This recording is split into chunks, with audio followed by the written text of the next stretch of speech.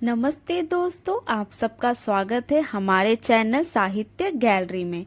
आज की कहानी है कुसुम की, जिसके लेखक मुंशी प्रेमचंद्र जी हैं। कहते हैं कि स्त्री सब कुछ बर्दाश्त कर सकती है, किंतु उसका पति दूसरी स्त्री से प्रेम करे ये नहीं। परंतु कुसुम तो दूसरी स्त्री को भी खुशी खुशी स्वीकार कर चुकी थी, लेकिन उसके पति ने उससे ऐसा क्या कहा कि उसका अचानक से आत्मसम्मान जाग उठा और वह अपने पति से घृणा करने लगी। तो चलिए सुनते हैं कुसुम की कहानी।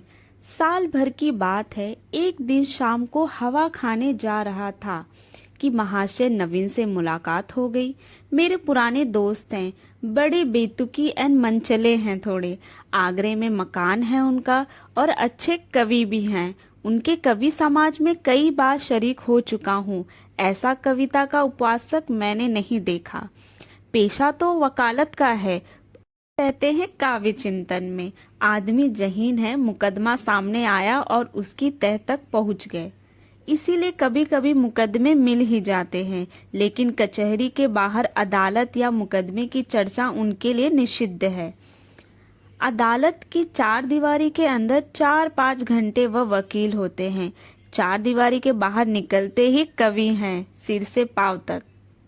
जब देखिए कवि मंडल जमा है, कवि चर्चा हो रही है, रचनाएं सुन रहे हैं, मस्त होकर झूम रहे हैं। और अपनी रचनाएं सुनते समय तो उनके चेहरे पर एक अलग ही रौनक होती है। कंस स्वर भी इतना मधुर है कि उनके पद बाण भी इस तरह सीधे कलेजे में उतर जाते हैं। वह जब भी लखनऊ आते हैं मुझे पहले सूचना दे दिया करते थे। आज उन्हें अनायास लखनऊ में देखकर मुझे आश्चर्य हुआ। आप यहाँ कैसे, कुशल तो हैं? मुझे आने की सूचना तक न दी। बोले, भाईजान एक जंजाल में फंसा हुआ हूँ, आपको सूचित करने का समय न था। फिर आपके घर को मैं अपना घर समझता हूँ। इस तकल्लुफ की क्या जरूरत है कि आप मेरे लिए कोई विशेष प्रबंध करें। एक जरूरी मामले में आपको कस देने आया हूँ। इस वक्त की शेर को स्थगित कीजिए और चलकर मेरी विपत्ति कथा सुनिए। मैंने घबराकर कहा, आपने तो मुझे चिंता में डाल दिया। आप और विपत्ति कथा? मेरे तो प्राण सूखे जाते हैं। घर चलिए जल्दी। बाल बच्चे तो अच्छी तरह हैं? हाँ, सब अच्छी तरह है, वैसी कोई बात नहीं है। तो चलिए रेस्टोरेंट में कुछ जलपान हो जाए। नहीं भाई, इस वक्त मुझे जलपान नहीं सूझता। हम दोनों घर की ओर चले। घर पहुंचकर उनका हाथ मुंह धुलाया, शरबत पिलाया, इलायची पान खाकर उन्होंने अपनी विपत्ति कथा सुनानी शुरू की। पर दोनों में सुलह करा दूं, मगर ना आता है, ना मेरे पत्रों का उत्तर देता है। ना जाने क्या गांठ पड़ गई है कि उसने अपने इस बेदर्दी से आंखें फेर ली। अब सुनता हूँ उसका दूसरा विवाह होने वाला है। कुसुम का बुरा हाल हो रहा है। आप शायद उसे देखकर पहचान भी ना सके। रात दिन रोने के सिवा दूसरा काम नहीं है। इससे आप हमारी परेशानी का अनुमान कर ही सकते हैं। जिंदगी की सारी अभिलाषाएं मिटी जाती हैं। हमें ईश्वर ने पुत्र ना दिया, पर हम अपनी कुसुम को पाकर संतुष्ट थे और अपने भाग्य को धन्य मानते थे। उसे कितने लाड़ प्यार से पाला, कभी उसे फूल की छड़ी से भी ना छुआ। उसकी शिक्षा दीक्षा में कोई बात ना आने दी। उसने बीए नहीं पास किए, लेकिन विचारों की प्रौढ़ता और ज्ञान विस्तार में किसी ऊंचे दर्जे ख्याल है बहुत कम देवियां वैसे लेख लिख पाती हैं। समाज, धर्म, नीति सभी विषयों में उसके विचार बड़े ही अच्छे हैं। बहस करने में तो वह इतनी पट्टू है कि मुझे आश्चर्य होता है कि गृह संबंध में इतनी कुशल की। मेरे घर का प्राय सारा संबंध उसी के हाथ में था, किंतु पति की दृष्टि में वह पांव की धूल के बराबर भी नहीं। बार बार पूछता हूँ, तूने उसे कुछ कह दिया क्या? आखिर क्या बात हुई, क्या हो गया? इसके जवाब में रो रो कर यही कहती है, मुझसे तो उन्होंने कभी कोई बातचीत की ही नहीं। मेरा विचार है कि पहले ही दिन दोनों में कुछ मनमुटाव हो गया। वह कुसुम के पास आया होगा और उससे कुछ पूछा होगा। उसने मारे शर्म के जवाब न दिया होगा। संभव है उससे 2-4 बातें और भी की हो। कुसुम ने सिर ना उठाया होगा। आप जानते ही हैं कि कितनी शर्मीली है। बस पति देव रूठ गए होंगे। मैं तो कल्पना ही नहीं कर सकता कि कुसुम जैसी बालिका में कोई पुरुष उदासीन रह सकता है। लेकिन दुर्भाग्य को कोई क्या करे। दुखिया ने पति के नाम कई पत्र लिखे, पर उस निर्दयी ने एक का भी जवाब न दिया। सारी चिट्ठियां लौटा दी। मेरी समझ में नहीं आता कि उस पाषाण हृदय को कैसे पिघलाऊं। मैं अब खुद तो उसे कुछ लिख नहीं सकता। आप ही कुसुम की प्राण रक्षा करें, नहीं तो शीघ्र ही उसके जीवन का अंत हो जाएगा और उसके साथ हम दोनों प्राणी भी सिधार जाएंगे। उसकी व्यथा अब नहीं देखी जाती। हुआ। उन्हें तसल्ली देता हुआ बोला, आप इतने दिनों तक इस चिंता में पड़े रहे, मुझसे पहले ही क्यों नहीं कहा। मैं आज ही मुरादाबाद जाऊंगा और उस लौंडे की इस बुरी तरह खबर लूंगा कि वह भी याद करेगा। बच्चा को जबरदस्ती घसीट कर लाऊंगा और कुसुम के पैरों पर गिरा दूंगा। नवीन जी मेरे आत्मविश्वास पर मुस्कुराकर बोले, आप उससे क्या कहेंगे यह न पूछिए। वशीकरण के जितने मंत्र हैं उन सभी की परीक्षा करूंगा तो आप कदापि सफल ना होंगे। वह इतना शीलवान है, इतना विनम्र, इतना प्रसन्न मुख है, इतना मधुर भाषी है कि आप वहां से उसके भक्त होकर आओगे। वह नित्य आपके सामने हाथ बांधे खड़ा रहेगा, आपकी सारी कठोरता शांति से सुनेगा। आपके लिए तो एक ही साधन है, आपके कलम में जादू है। आपने कितने को मार्ग पर लाया है, हृदय में सोई मान्यता जगाई है। यह आपका कर्तव्य है। मैं चाहता हूँ कि आप कुसुम की ओर से ऐसा करुणाजनक, ऐसा दिल दहलाने वाला पत्र लिखें कि वह लज्जित हो जाए और उसकी प्रेम भावना सचेत हो उठे। मैं जीवन पर्यंत आपका आभारी रहूंगा। नवीन जी कवि ही तो ठहरे। इस तहजीब में वास्तविकता की अपेक्षा कवित्व ही उनका प्रधानता है। आप मेरे कई गल्फों को पढ़कर रो पड़े हैं। इससे आपको विश्वास हो गया है कि मैं चतुर लिखता हूँ और अच्छा लिखता हूँ। आपको ये मालूम नहीं है कि सभी मनुष्य कवि नहीं होते और ना एक से भावुक। जिन गल्फों को पढ़कर आप रोए हैं उन्हीं गल्फों को पढ़कर कितने लोगों ने पुस्तक फेंक दी है। पर इन बातों का वह अवसर ना था। वह समझते हैं कि मैं अपना गला छुड़ाना चाहता हूँ, इसलिए मैंने हृदय से या फिर शांति से आपको बहुत दूर की सूझी और मैं इस प्रस्ताव से सहमत हूँ। मैं पत्र लिखूंगा और उस युवक की न्याय विद्यु को जगाने की भी चेष्टा करूंगा। लेकिन आप अनुचित ना समझे तो पहले मुझे वह पत्र दिखा दे जो कुसुम ने अपने पति के नाम लिखे थे। उसने पत्र तो लौटा ही दिए होंगे, और यदि कुसुम ने उन्हें फाड़ नहीं डाला हो तो आप एक बार मुझे दिखा दीजिए। उन पत्रों को देखने से मुझे ज्ञात हो जाएगा कि किंतु पहलुओं पर लिखने की गुंजाइश बाकी है। नवीन जी ने जेब से पत्रों का एक पूरा गट्ठा निकाला। आप इन पत्रों को देखना चाहोगे, इसलिए इन्हें साथ लेता आया। आप इन्हें शौक से पढ़ें। कुसुम जैसी मेरी लड़की है वैसी ही आपकी भी लड़की है, आपसे क्या पर्दा। सुगंधित गुलाबी चिकने कागज पर बहुत ही सुंदर अक्षरों में लिखे उन पत्रों को मैंने पढ़ना शुरू किया। मेरे स्वामी, मुझे यहाँ आए 1 सप्ताह हो गया, लेकिन आंखें पल भर के लिए भी नहीं झपकी। सारी रात करवटें बदलते बदलते बीत जाती हैं। बार बार सोचती हूँ मुझसे ऐसा क्या अपराध हुआ कि आप मुझे यह सजा दे रहे हैं। आप मुझे घुटने कोसने इच्छा हो तो मेरे कान भी पकड़े, मैं इन सभी सजाओं को संघर्ष कर लूंगी, लेकिन यह निठुरता नहीं सह पाऊंगी। मैं आपके एक घर सप्ताह रही। परमात्मा जानता है कि मेरे दिल में क्या क्या अरमान थे। मैंने कितनी बार चाहा कि आपसे कुछ पूछूं, आपसे अपने अपराधों की क्षमा मांगूं, लेकिन आप मेरी परछाई से भी दूर भागते थे। मुझे कोई अवसर ना मिला। आपको याद होगा कि जब दोपहर को सारा घर सो जाता था तो मैं आपके कमरे में जाती थी और घंटों सिर झुकाए खड़ी रहती थी। आप अपने कभी आंख उठाकर न देखा। उस वक्त मेरे मन की क्या दशा होती थी, इसका कदाचित आपको अनुमान न कर सकेंगे। मेरी जैसी अभागिनी स्त्री इसका कुछ अंदाजा कर सकती हैं। मैंने अपनी सहेलियों से उनकी सुहाग रात की कथाएं सुन सुनकर अपनी कल्पना में सुखों का जो स्वर्ग बनाया था उसे आपने कितनी निर्दयता से नष्ट कर दिया। मैं आपसे पूछती हूँ, क्या आपके ऊपर मेरा कोई अधिकार नहीं है? अदालत भी किसी अपराधी को दंड देती है तो उस पर कोई ना कोई अभियोग लगाती है, गवाहियां लेती है, उनका बयान सुनती है। आपने तो कुछ भी ना पूछा। मुझे अपनी खता मालूम हो जाती तो आगे के लिए सचेत हो जाती, आपके चरणों पर गिरकर कहती, मुझे क्षमा दान कर दो। मैं शपथ पूर्वक कहती हूँ, मुझे कुछ नहीं मालूम। आप क्यों रुष्ट हो गए? संभव है आपने अपनी पत्नी में जिन गुणों को देखने की कामना की हो वे मुझ में ना हो।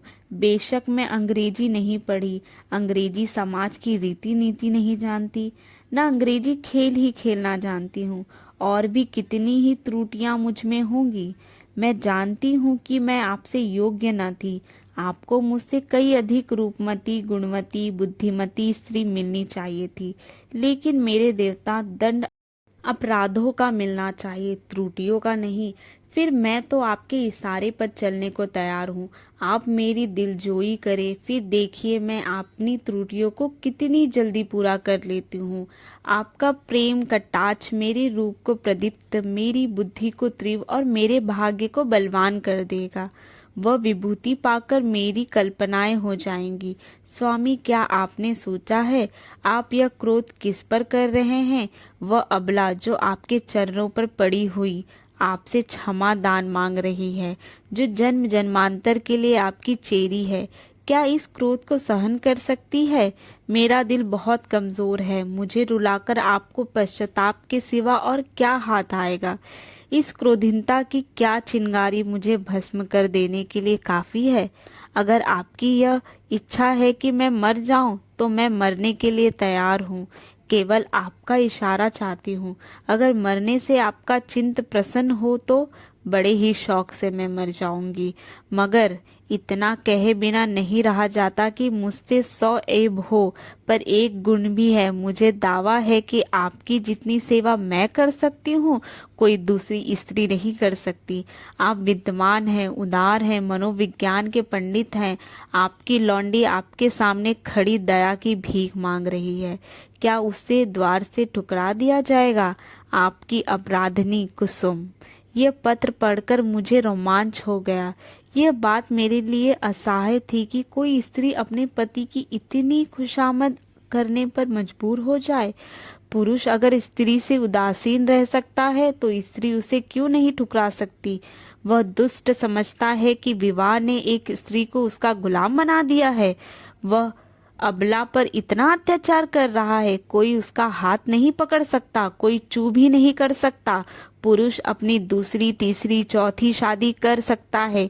स्त्री से कोई संबंध ना रखकर भी उस पर उसी कठोरता से शासन कर सकता है। वह जानता है कि स्त्री कुल मर्यादा के संबंधों में जुड़ी हुई है।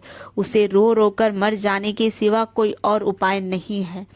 अगर उसे भय होता कि औरत भी उसकी ईंट का जवाब पत्थर से नहीं, ईंट से भी नहीं, केवल थप्पड़ से दे सकती है, तो उसे कभी इस बदमिजाजी का साहस ना होता। बेचारी स्त्री कितनी विवश है। शायद मैं कुसुम की जगह होता तो इस निठुरता का जवाब उसकी 10 गुनी कठोरता से देता। उसकी छाती पर मूंग दलता, संसार के हंसने की जरा भी चिंता ना करता, समाज का भी चिंता ना करता और चू तक नहीं करता। उसके रोने या हंसने की मुझे जरा भी परवाह ना होती। अरे अभागे युवक, तुझे खबर नहीं तू अपने भविष्य की गर्दन पर कितनी बेदर्दी से छुरी फेरा रहा है। यह वह समाज है जब पुरुष को अपने प्रणम भंडार से स्त्री के माता पिता, भाई बहन, सखियां, सहेलियां सभी के प्रेम की पूर्ति करनी पड़ती है। अगर पुरुष में यह सामर्थ्य नहीं है तो वो स्त्री के भी सम्मान से ना खेले। परिणाम वही होगा जो बहुधा होता है। अबला कूट कूट कर मर जाती है। यही समय है जिसकी स्मृति जीवन में सदैव के लिए मिठास पैदा कर देती है। स्त्री की प्रेम सुधा इतनी तीव्र होती है कि वह पति का स्नेह पाकर अपना जीवन सफल समझती है और इस प्रेम के आधार पर जीवन के सारे कष्टों को हंस खेल कर सह लेती है। यही वह समय है जब हृदय में प्रेम का बसंत आता है और इसमें नई नई आशा कोपलें निकलने लगती हैं। ऐसा कौन निर्दयी है जो इस ऋतु में उस वृक्ष पर कुल्हाड़ी चलाए? यही वह समय है जब शिकारी किसी पक्षी को उसके बसेरे से लाकर पिंजरे में बंद कर देता है। क्या वह उसकी गर्दन पर छुरी चलाकर उसका मधुर गान सुनने की आशा रखता है? मैंने दूसरा पत्र पढ़ना शुरू किया। मेरे जीवन धान 2 सप्ताह जवाब की प्रतीक्षा करने के बाद आज फिर यही उलाहना देने बैठी हूँ। जब मैंने वह पत्र लिखा था तो मेरा मन गवाही दे रहा था कि उसका उत्तर जरूर आएगा। आशा के विरुद्ध आशा लगाए हुए थी। मेरा मन अब भी इसे स्वीकार नहीं करता कि जानबूझकर उसका उत्तर नहीं दिया। कदाचित आपको अवकाश नहीं मिला या ईश्वर ना करे कहीं आप अस्वस्थ तो नहीं हो गए। किससे पूछूं? इस विचार से ही मेरा हृदय कांप रहा है। मेरी ईश्वर से यही प्रार्थना है कि आप प्रसन्न और स्वस्थ हों। पत्र मुझे ना लिखे ना सही, रोकर चुप ही हो जाऊंगी। आपको ईश्वर का वास्ता है, अगर आपको किसी प्रकार का कष्ट हो तो मुझे तुरंत पत्र लिखिए। मैं किसी को साथ लेकर आ जाऊंगी। मर्यादा और परिपाटी के संबंधों में नहीं उलझूंगी। ऐसी दशा में भी यदि आप मुझे अपनी सेवा से वंचित रखते हैं तो आप मुझसे मेरा वह अधिकार छीन रहे हैं जो मेरे जीवन की सबसे मूल्यवान वस्तु है। मैं आपसे और कुछ नहीं मांगती। आप मुझे मोटे से मोटा खिलाइए, मोटे से मोटा पहनाइए, मुझे जरा भी शिकायत न होगी। मैं आपके हाथ गोर से गोर विपत्ति में भी प्रसन्न रहूंगी। मुझे आभूषणों की लालसा नहीं है, महल में रहने की लालसा नहीं है, शेर तमाशे की लालसा नहीं है, धान बटोरने की लालसा नहीं है। मेरे जीवन का उद्देश्य केवल आपकी सेवा करना है। यही आपका ध्येय है। मेरे लिए दुनिया में कोई देवता नहीं, कोई गुरु नहीं, कोई हकीम नहीं। मेरे देवता आप हैं, मेरे राजा आप हैं। मुझे अपने चरणों से ना हटाइए, मुझे ठुकराइए नहीं। मैं सेवा और प्रेम के फूल लिए कर्तव्य और व्रत की भेंट आंचल में सजाए आपकी सेवा में आई हूँ। मुझे इस भेंट को, इन फूलों को अपने चरणों पर रखने दीजिए। उपासक का काम तो पूजा करना है। देवता उसकी पूजा स्वीकार करता है या नहीं? शायद आपको पता नहीं आजकल मेरी क्या दशा है। यदि मालूम होता तो आप ऐसी निठुरता ना करते मेरे साथ। आप पुरुष हैं, आपके हृदय में दया है, सहानुभूति है, उदारता है। मैं विश्वास नहीं कर सकती कि आप मुझ जैसी नाचीज पर क्रोध कर सकते हैं। मैं आपकी दया के योग्य हूँ। कितनी दुर्लभ हूँ, कितनी अपंग हूँ, कितनी बेजबान हूँ। आप सूर्य है, मैं अणु हूँ। आप अग्नि है, मैं तृण हूँ। आप राजा है, मैं तो भिखारी हूँ। क्रोध तो बराबरों पर किया जाता है ना। मैं भला आपके क्रोध के कैसे लायक हो गई? अगर आप समझते हैं कि मैं आपकी सेवा के योग्य नहीं हूँ तो आप मुझे अपने हाथों से विष का प्याला दे सकते हैं। मैं उसे सुधा समझकर सिराखों पर रखूंगी। जब जीवन आपकी भेंट हो गया तो आप मारे या जिलाएं, ये आपकी इच्छा है। मुझे यही संतोष होगा कि मेरी मृत्यु आपके हाथों हुई है। मैं तो इतना ही जानती हूँ कि आपकी हूँ और सदैव आपकी ही रहूंगी, इस जीवन में नहीं बल्कि अनंत तक। अभागिनी कुसुम। यह पत्र पढ़कर मुझे कुसुम पर भी झुंझलाहट आने लगी और उस लौंडे पर घृणा हो गई। माना तुम स्त्री हो, आजकल के प्रधानानुसार पुरुष को तुम्हारे ऊपर हर तरह का अधिकार है, लेकिन नम्रता की भी तो कोई सीमा होती है। तो उसे भी चाहिए कि उसकी बात ना पूछे। स्त्रियों को धर्म है, त्याग है, पाठ पढ़ाया गया है। हमने उनके आत्मसम्मान और आत्मविश्वास दोनों का ही अंत कर दिया। अगर पुरुष स्त्री का मोहताज नहीं तो स्त्री भी पुरुष की मोहताज क्यों है? ईश्वर ने पुरुष के हाथ दिए हैं तो क्या स्त्री को उससे वंचित रखा है? पुरुष के पास बुद्धि है तो क्या स्त्री अबोध है? इसी नम्रता ने तो मर्दों का मिजाज आसमान पर पहुंचा दिया। पुरुष रूठ गया तो स्त्री के लिए मानो प्रलय आ गया। मैं तो समझता हूँ कुसुम नहीं, उसका अभागा पति ही दया के योग्य है, जो कुसुम जैसी स्त्री की कद्र नहीं कर सकता। मुझे ऐसा संदेह होने लगा है कि इस लौंडे ने कोई दूसरा रोग पार रखा है, किसी शिकारी के रंगीन जाल में फंसा हुआ है। खैर, मैंने तीसरा पत्र खोला। प्रियतम, अब मुझे मालूम हो गया कि मेरी जिंदगी का कोई उद्देश्य नहीं है। जिस फूल को देखने वाला, चुनने वाला कोई नहीं, वह खिले तो क्यों? क्या इसलिए कि मुरझाकर जमीन पर गिर पड़े और पैरों से कुचल दिया जाए? मैं आपके घर में 1 महीना रहकर दोबारा आई हूँ। ससुर जी ही ने मुझे बुलाया, ससुर जी ने ही मुझे विदा कर दिया। इतने दिनों में आपने एक बार भी मुझे दर्शन ना दिए। आप दिन में 20 ही बार घर में आते थे, अपने भाई बहनों से हंसते बोलते थे या मित्रों के साथ खैर तमाशे देखते थे, लेकिन मेरे पास आने की आपसे कसम खा ली थी। मैंने कितनी बार आपके पास संदेश भेजे, कितना अनुनय किया, कितनी बार बेशर्मी करके आपके कमरे में गई, लेकिन आपने कभी मुझे आंख उठाकर भी ना देखा। मैं तो कल्पना ही नहीं कर सकती कि कोई प्राणी इतना हृदयहीन हो सकता है। प्रेम के योग्य नहीं, विश्वास के योग्य नहीं, सेवा करने के भी योग्य नहीं, तो क्या दया के भी योग्य नहीं? मैंने उस दिन कितनी मेहनत और प्रेम से आपके लिए रसगुल्ले बनाए थे, आपने उन्हें हाथ से छुआ भी नहीं। जब आप मुझसे इतने ही नफरत करते हैं तो मेरी समझ में नहीं आता कि जीकर क्या करूं। न जाने यह कौन सी आशा है जो मुझे जीवित रखे हुए है। क्या अंधेरे हैं कि आप सजा तो देते हैं पर अपराध नहीं बताते हैं। यह कौन सी नीति है, आपको ज्ञात है? इस 1 मास में भी मैंने मुश्किल से 10 दिन आपके घर में भोजन किया होगा। मैं कितनी कमज़ोर हो गई हूँ कि चलती हूँ तो आंखों के सामने अंधेरा छा जाता है, आंखों में जैसे ज्योति ही नहीं रही, हृदय में मानो रक्त का संचाल ही नहीं रहा। खैर, सता लीजिए जितना जी चाहे, इस अनीति का अंत भी एक दिन हो ही जाएगा। अब तो मृत्यु हुई सारी समस्याएं दूर करेंगी। अब मुझे प्रतीत हो रहा है कि मेरे मरने की खबर पाकर आप उछलेंगे और हल्की सांस लेंगे। आपकी आंखों से आंसू की एक भी बूंद ना गिरेगी, पर यह आपका दोष नहीं, मेरा दुर्भाग्य है। उस जन्म में मैंने कोई बहुत बड़ा पाप किया था।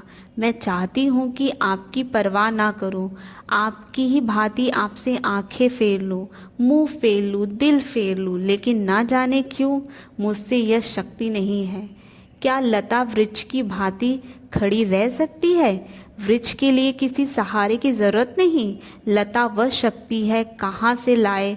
वह तो वृक्ष से लिपटने के लिए पैदा की गई है। उसे वृक्ष से अलग कर दो और वह सूख जाएगी। मैं आपसे कृतज्ञ अपने अस्तित्व की कल्पना ही नहीं कर सकती। मेरे जीवन की हर एक गति, प्रत्येक विचार, प्रत्येक कामना में आप मौजूद होते हैं। मेरा जीवन वह वृत्त है जिसके केंद्र आप हैं। मैं वह हार हूँ जिसके प्रत्येक फूल में आप धागे की भांति घुसे हैं। उस धागे के बगैर हार के फूल बिखर जाएंगे। एक सहेली है सन्नू, उसका इस साल पानी ग्रहण हो गया है। उसका पति जब भी ससुराल आता है सन्नू के पास जमीन पर नहीं पड़ने देता। दिन भर ने न जाने कितने रूप बदलती है, मुख कमल जैसा खिलता है, उल्लास संभाले नहीं संभलता, उसे बिखेरती लुटाती चलती है। हम जैसे अभागों के लिए जब आकर मेरे गले से लिपट जाती है तो हर्ष और उन्माद की वर्षा से मैं लथपथ हो जाती हूँ। जब सन्नू का पति अपने घर चला जाता है तो वह दुखिया किस तरह फूट फूट कर रोती है कि मेरा हृदय गद्द हो जाता है। उसके पत्र आ जाते हैं तो मानो उसे कोई विभूति मिल जाती है। उसके रोने में भी, उसकी विफलताओं में भी, उसके उपलब्धों में भी एक स्वाद है, एक रस है। उसके आंसू व्यग्रत और विहलता से हैं, मेरे आंसू निराशा और दुख के हैं। उसकी व्याकुलता में भी प्रतीक्षा और उल्लास है, मेरी व्याकुलता में भी दैन्य और परशत है। उसके उपाला में भी अधिकार है, ममता है, मेरे उपलब्ध में भी भगनता और रुदन है। पत्र लंबा हुआ जाता है और दिल का बोझ हल्का नहीं होता। भयंकर गर्मी पड़ रही है। दादा मुझे मसूरी ले जाने का विचार कर रहे हैं। मेरी दुर्बलता से उन्हें टीवी का संदेह हो रहा है। वह नहीं जानते कि मेरे लिए मसूरी नहीं, स्वर्ग भी काल कोठरी है। अभागिन कुसुम। मेरे पत्थर के देवता, कल मसूरी से लौट आई। लोग कहते हैं बड़ा स्वास्थ्यवर्धक है और रणनीक स्थान है होगा। मैं तो एक दिन भी कमरे से नहीं निकली। भग्न हृदयों के लिए संसार सूना है। मैंने रात एक बड़े मजे का सपना देखा, बताऊं? पर क्या फायदा, न जाने क्यों मैं अब भी मौत से डरती हूँ। आशा का कच्चा धागा मुझे अब भी जीवन से बांधे हुए है। जीवन उद्यान के दौर पर जाकर बिना सैर किए लौट आना कितना हसनाक है। अंदर क्या सुषमा है, क्या आनंद है। मेरे लिए वह द्वार ही बंद है। कितनी अभिलाषाओं के विहार में आनंद उठाने वाली थी, कितनी तैयारों से, पर मेरे पहुंचते ही द्वार बंद हो गया है। अच्छा बतलाओ, मैं मर जाऊंगी तो मेरी लाश पर आंसू बहाओगे? जिसकी जिंदगी भर की जिम्मेदारी ली थी, जिसकी सदैव के लिए बाहें पकड़ी थी, क्या उससे हाथ इतनी जल्दी छुड़ा पाओगे? मरने वालों के अपराध सभी क्षमा कर दिए करते हैं, तुम भी क्षमा कर देना।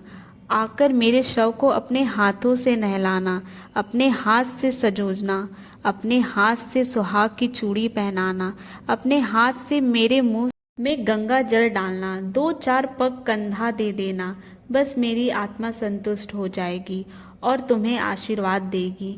मैं वचन देती हूँ कि मालिक के दरबार में तुम्हारा यश गाऊंगी।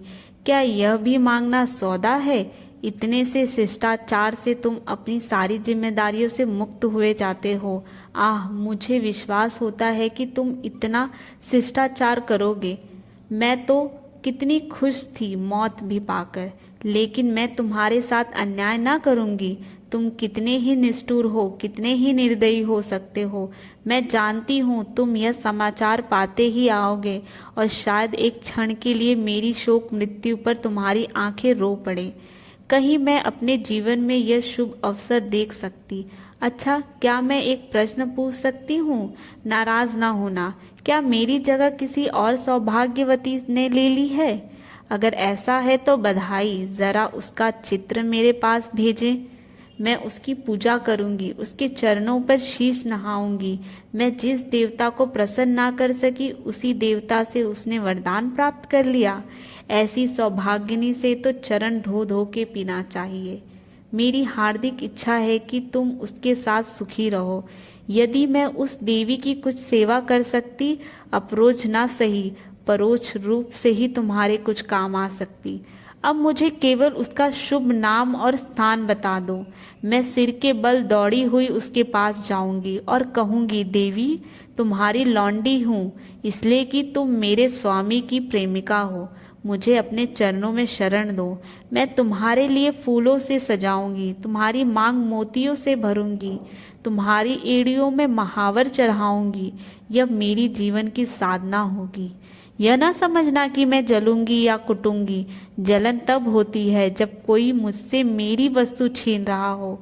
जिस वस्तु को अपना समझने का मुझे कभी सौभाग्य ना हुआ, उसके लिए मुझे जलन क्यों होगी भला? अभी बहुत कुछ लिखना था, लेकिन डॉक्टर साहब आ गए हैं। बेचारा हृदय दाग को टीवी समझ रहा है। दुख की सताई हूँ, कुसुम। इन दोनों पत्रों ने धैर्य का प्याला भर दिया। मैं बहुत ही आवेदनहीन आदमी हूँ। भावुकता मुझे इतनी जल्दी नहीं छूती। अधिकांश कलाविदों में भांति मैं भी शब्दों से आनंदित नहीं होता। क्या वस्तु दिल से निकलती है? क्या वस्तु केवल मर्म को स्पर्श करने के लिए लिखी गई है? यह भेद बहुधा मेरे साहित्यिक आनंद में बाधक हो जाता है। लेकिन इन पत्रों ने मुझे आप से बाहर कर दिया। एक स्थान पर तो सचमुच मेरी आंखें भर गई। यह भावना कितनी वेदनापूर्ण थी कि वही बालिका जिस पर माता पिता ने इतना प्राण निछोड़ा, विवाह होते ही इतनी दुर्लभ हो जाए। विवाह क्या हुआ, मानो उसकी चिता बन गई या उसकी मौत का परवाना लिखा गया। इससे संदेह नहीं कि ऐसी वैवाहिक दुर्घटनाएं कम होती हैं, लेकिन समाज की वर्तमान दशा में उसकी संभावना बनी रहती है। जब तक स्त्री पुरुष के अधिकार समान ना होंगे, ऐसे आघात नित्य होते रहेंगे। दुर्लभ को सताना कदाचित प्राणियों का स्वभाव है। काटने वाले कुत्तों से लोग दूर भागते हैं। सीधे कुत्तों पर बालवृद्ध विनोद के लिए पत्थर फेंकते हैं। तुम्हारे 2 नौकरी एक ही श्रेणी के हो। उनसे कभी झगड़ा ना होगा, लेकिन आज इनमें से एक को अफसर और दूसरे को उसका मातहत बना दो, फिर देखो अफसर साहब अपने मातहत पर कितना रौब जमाते हैं। सुखमय दाम्पत्य की नींव अधिकार साम्य ही पर रखी जा सकती है। मुझे तो इसमें संदेह है, हम आज जिसे स्त्री पुरुष में प्रेम कहते वो वही प्रेम है जो स्वामी को अपने पशु से होता है। पशु सिर झुकाए काम किए चला जाए, स्वामी उसे भूसा और खली भी देगा और उसकी देह भी सहलाएगा, उसे आभूषण भी पहनाएगा। लेकिन जानवर ने जरा चाल धीमी की, जरा गर्दन टेढ़ी की कि मालिक का चाबुक पीठ पर पड़ा। इसे प्रेम नहीं कहते। खैर, मैंने 5वां पत्र खोला। जैसा मुझे विश्वास था, आपने मेरे पिछले पत्र का भी उत्तर ना दिया। इसका खुला हुआ अर्थ है कि आपने मुझ परित्याग करने का संकल्प कर लिया है। जैसी आपकी इच्छा। पुरुष के लिए स्त्री पांव की जूती है, स्त्री के लिए तो पुरुष देवतुल्य है, बल्कि देवता से भी बढ़कर है। विवेक का उदय होते ही वह पति की कल्पना करने लगती है। मैंने भी वही किया। जिस समय मैं गुड़िया खेलती थी, उसी समय आपने गुट्ठे के रूप में मेरे मनोदेश में प्रवेश किया। मैंने आपके चरणों को पखारा, माला, फूल और नैवेद्य से स्वीकार किया। कुछ दिनों के बाद कहानियाँ सुनने और पढ़ने की चाट पड़ी। तब आप कथाओं के नायक के रूप में मेरे घर आए। मैंने आपको हृदय में स्थान दिया। बाल्यकाल से ही आपकी किसी न किसी रूप में जीवन सुनती रही। वे भावनाएं मेरे अंतर तक चली गई। मेरे अस्तित्व का एक एक अणु उन भावनाओं से गुथा हुआ है। उन्हें दिल से निकाल डालना सहज नहीं है। उसके साथ मेरे जीवन के परमाणु भी बिखर जाएंगे। लेकिन आपकी यही इच्छा है तो यही सही। मैं आपकी सेवा में सब कुछ करने को तैयार थी। अभाव और विपन्नता का तो कहना ही क्या, मैं तो अपने को मिटा देने की भी राजी थी। आपकी सेवा में मिट जाना ही मेरे जीवन का उद्देश्य था। मैंने लज्जा और संकोच का परित्याग किया, आत्मसम्मान को पैरों से कुचला, लेकिन आप मुझे स्वीकार नहीं करना चाहते। मजबूर हूँ, आपका कोई दोष नहीं। अवश्य मुझ में ही कोई कमी होगी जिसने आपको इतना कठोर बना दिया। आप उसे जबान पर लाना ही नहीं चाहते। मैं इस निठुरता के सिवा और हर एक सजा झेलने को तैयार थी। आपके हाथ से जहर का प्याला पीना भी स्वीकार था मुझे, किंतु विधि की गति निराली है। मुझे पहले इस सत्य के स्वीकार करने में बाधा थी कि स्त्री पुरुष की दासी है। मैं उसे पुरुष की सचारी अर्धांगिनी समझती थी, पर अब मेरी आंखें खुल गई। मैंने कई दिन हुए एक पुस्तक में पढ़ा था कि आदि काल में स्त्री पुरुष की उसी तरह संपत्ति थी जैसा गाय बैल का। पुरुष को अधिकार था स्त्री को बेचे, गिरो रखे या मार डाले। विवाह की प्रथा उस समय केवल यही थी कि वर पक्ष अपने सूर संपत्तों को लेकर सशस्त्र आता था, कन्या को उड़ा के लेके जाता था। कन्या के साथ कन्या के घर में रुपया, पैसा, अनाज या पशु, जो कुछ उसके हाथ लग जाता था उसे भी उठा ले जाता था। वह स्त्री को अपने घर ले जाकर उसके पैरों से बेड़ियां डालकर घर के अंदर बंद कर देता था। उसके आत्मसम्मान के भावों को मिटाने के लिए वह उपदेश दिया जाता था कि पुरुष ही उसका देवता है, सहोग स्त्री भी सबसे बड़ी विभूति है। आज कई हजार वर्षों के बीत जाने पर भी पुरुष के मनोभाव में कोई परिवर्तन नहीं हुआ। पुरानी सभी प्रथाएं कुछ विकृत या संस्कृत रूप में मौजूद हैं। आज मुझे मालूम हुआ कि उस लेखक ने स्त्री समाज की दशा का कितना सुंदर वर्णन किया था। अब आपसे मेरा सविनय अनुरोध है और यही अंतिम अनुरोध है कि आप मेरे पत्रों को लौटा दें। आपके दिए हुए गहने और कपड़े अब मेरे किसी काम के नहीं। उन्हें अपने पास रखने का मुझे कोई अधिकार नहीं। आप जिस समय चाहें वापस मंगवा लें। मैंने उन्हें एक पटेरी में बंद करके अलमारी में रखा है। उसकी सूची भी वही रखी है, मिला लीजिएगा। आज से आप मेरी जबान या कलम से कोई शिकायत ना सुनेंगे। इस भ्रम को भूलकर भी दिल में स्थान न दीजिएगा कि मैं आपसे बेवफाई या विश्वासघात करूंगी। मैं इसी घर में कुट कुट कर मर जाऊंगी, पर आपकी ओर से मेरा मन कभी मैला ना होगा। मैं जिस जलवायु में पली हूँ उसका मूल तत्व है पति में श्रद्धा। ईर्ष्या या जलन भी उस भावना को मेरे दिल से नहीं निकाल सकती। मैं आपकी कुल मर्यादा की रक्षिका हूँ। उस अमानत में जीते जी खयानत ना करूँगी। अगर मेरे बस में होता तो मैं उसे भी वापस कर देती, लेकिन यहाँ मैं भी मजबूर हूँ और आप भी मजबूर हैं। मेरी ईश्वर से यही विनती है कि आप जहाँ रहें कुशल रहें। जीवन में मुझे सबसे कटु अनुभव जो हुआ वह यही कि नारी जीवन अधम है। अपने लिए, अपने माता पिता के लिए, अपने पति के लिए उसकी कदर ना माता के घर में है ना पति के घर में। मेरा घर शोका घर बन गया है। अम्मा रो रही है, दादा रो रहे हैं, कुटुंब के लोग रो रहे हैं। एक मेरी जात से लोगों को कितनी मानसिक वेदना हो रही है।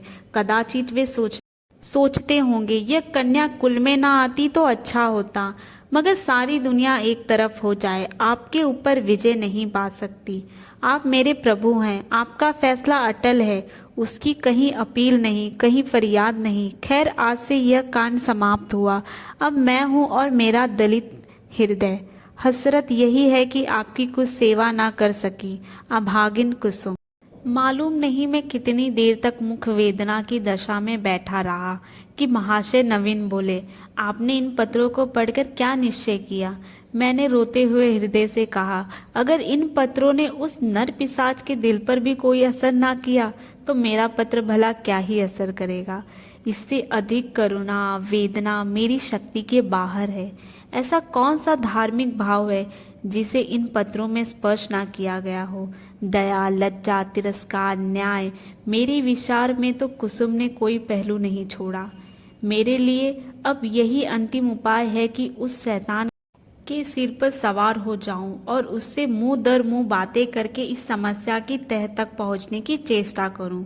अगर उसने मुझे कोई संतोषप्रद उत्तर ना दिया तो मैं उसका और अपना खून एक कर दूंगा। या तो मुझे को फांसी होगी या तो उसी को होगी। कुसुम ने जिस धैर्य और साहस से काम लिया है वह सराहनीय है। मैं आज रात की गाड़ी से मुरादाबाद जाऊंगा और परसों तक जैसी कुछ परिस्थिति होगी उसकी आपको सूचना दूंगा। मुझे तो यह कोई चरित्रहीन और बुद्धिहीन युवक मालूम होता है। मैं उस बहक में जाने क्या क्या बकता रहा। उसके बाद हम दोनों भोजन करके स्टेशन चले। वह आकर गए। मैंने मुरादाबाद का रास्ता लिया। उनके प्राण अब भी सूखे जाते थे कि क्रोध के आवेश में कोई पागलपन ना कर बैठूं। मेरे बहुत समझाने पर उनका चिंता शांत हुआ। मैं प्रातःकाल मुरादाबाद पहुंचा और जांच शुरू की। इस युवक के चरित्र के विषय में मुझे जो संदेह था वह गलत निकला। मोहल्ले में, कॉलेज में, उसके मित्रों से सभी उसके प्रशंसक थे। अंधेरा और गहरा होता हुआ जान पड़ा। संध्या समय में मैं उसके घर पहुंचा। जिस भाव से वह दौड़कर मेरे पैरों पर झुका वह मैं नहीं भूल सकता। ऐसा सुशील और विनती युवक मैंने नहीं देखा। बाहर और भीतर में इतना आकाश पाताल का अंतर मैंने कभी ना देखा था। मैंने कुशल क्षेम और शिष्टाचार के 2-4 वाक्यों के बाद पूछा, तुमसे मिलकर चिंत प्रसन्न हुआ, लेकिन आखिर कुसुम ने क्या अपराध किया है जिसका तुम उसे इतना कठोर दंड दे रहे हो? उसने तुम्हारे पास कई पत्र लिखे, तुमने एक का भी उत्तर ना दिया। वह 2-3 बार यह भी आई पर तुम उससे बोले तक नहीं। क्या उस निर्दोष बालिका के साथ तुम्हारा यह अन्याय नहीं है? युवक ने लज्जित भाव से कहा, बहुत अच्छा होता कि आपने इस प्रश्न को ना उठाया होता। उसका जवाब देना मेरे लिए बहुत मुश्किल है। मैंने तो इसे आप लोगों के अनुमान पर छोड़ रखा था, लेकिन इस गलतफहमी को दूर करने के लिए मुझे विवश होकर करना पड़ेगा। यह कहते कहते वह चुप हो गया। बिजली की बत्ती पर भांति भांति के कीट पतंगे जमा हो गए। कई झिंगुर उछल उछल कर मुंह पर आ जाते थे और जैसे मनुष्य पर अपनी विजय पर परिचय देकर उड़ जाते थे। एक बड़ा सा अखोड़पड़ भी मेज पर बैठा था और शायद जस्त मारने के लिए अपनी देह तौल रहा था। युवक ने एक पंखा लाकर मेज पर रख दिया, जिसने विजयी कीट पतंगों को दिखा दिया कि मनुष्य इतना निर्बल नहीं है जितना वे समझ रहे थे। एक क्षण में मैदान साफ हो गया और हमारी बातों में दखल देने वाला कोई न रहा। युवक ने कहा, संभव है आप मुझे अत्यंत लोभी, कमीना और स्वार्थी समझेंगे, लेकिन यथार्थ यह है कि इस विवाह से मेरी वह अभिलाषा ना पूरी हुई जो मुझे प्राणों से भी प्रिय थी। मैं विवाह पर रजामंद ना था, अपने पैरों पे बेड़ियां ना डालना चाहता था, किंतु जब महाशय नवीन बहुत पीछे पड़ गए और उनकी बातों से मुझे यह आशा हुई कि वह सब प्रकार से मेरी सहायता करने को तैयार है, तब मैं राजी हो गया। पर विवाह होने के बाद उन्होंने मेरी बात भी ना पूछी, मुझे एक पत्र भी ना लिखा कि कब तक वह मुझे विलायत भेजने का प्रबंध कर सकेंगे। हालांकि मैंने अपनी इच्छा उन पर पहले ही प्रकट कर दी थी, पर उन्होंने मुझे निराशा करना ही उचित समझा। उनकी इस अकृपा ने मेरे सारे मंसूबे धूल में मिला दिए। मेरे लिए अब इसके सिवा और क्या ही रह गया है। एक एलएलबी पास कर लूं और कचहरी में जूती फटकारता फिरूं। मैंने पूछा, तो आखिर तुम नवीन जी से क्या चाहते थे? लेन देन में तो उन्होंने शिकायत का कोई अवसर नहीं दिया। तुम्हें विलायत भेजने का खर्च तो शायद उनके काबू से बाहर हो। युवक ने सिर झुकाकर कहा, तो यह उन्हें पहले ही मुझसे कह देना चाहिए था, फिर मैं विवाह ही नहीं करता। उन्होंने चाहे कितना ही खर्च कर डाला हो, पर इससे मेरा क्या उपकार हुआ। दोनों तरफ से 10-12 हजार रुपये खाक में मिल गए और उनके साथ मेरी अभिलाषाएं खाक में मिल गई। पिताजी पर तो कोई 1000 का ऋण हो गया है। वह अब मुझे इंग्लैंड नहीं भेज सकते। क्या पूज्य नवीन जी चाहते तो मुझे इंग्लैंड ना भेज देते? उनके लिए 10-5 हजार की कोई हकीकत नहीं।